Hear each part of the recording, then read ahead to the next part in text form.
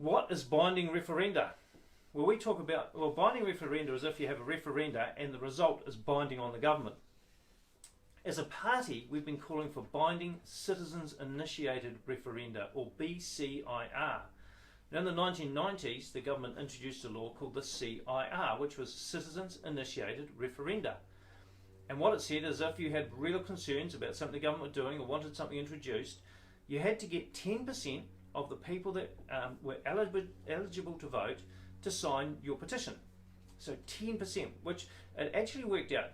People had to get around 400,000 signatures. I know that's more than 10%, but sometimes there were double ups and all sorts of things like that. So to be safe, you really had to get around 400,000 signatures, which is a massive amount of signatures to get. And I think just about every referendum took more than the allocated time to get those signatures, just because it's such a big job. And even though, when it came to the vote, sometimes up to 90%, where there was 90% support for that referenda question, still took a long time to get the signatures.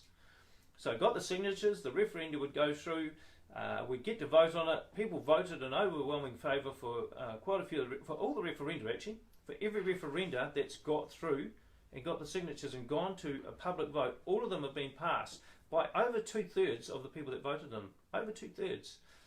The problem is no government has ever honoured a citizens initiated referenda, none. Since 1990, no government has actually said, oh, okay people, we will do what you ask.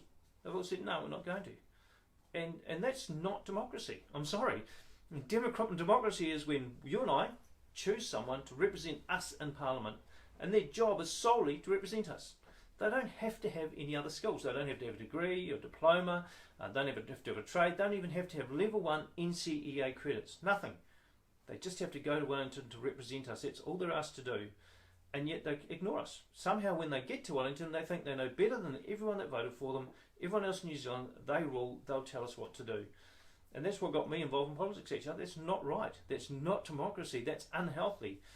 And when I see things that are coming out just recently by the government, it scares me a wee bit that the government have taken on themselves that they are there to rule over us and tell us what to do, not actually represent us.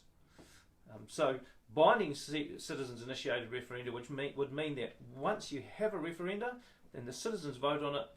If they supported it, then it would be binding on the government. No more the government ignoring you.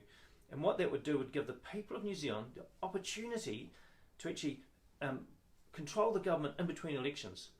So at the moment, the only time you can control them or do anything with them is at election time. You can vote them out or vote them in.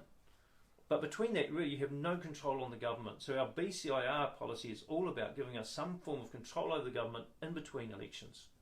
But check it out on the website, www.nc.org.nz. All our policies there. Check that one out and see what you think.